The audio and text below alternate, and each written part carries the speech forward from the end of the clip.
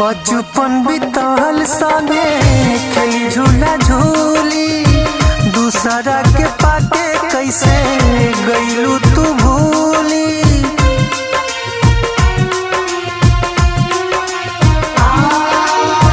बचपन बीतल संगे खेली झूला झूली, दूसरा के पाके कैसे गईलू तू भूली।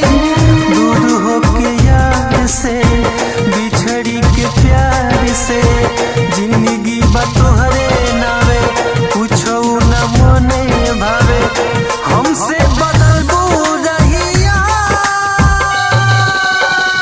ओही दिन जगाईबू देहिया, जइबू जान जनौरी में होके मगन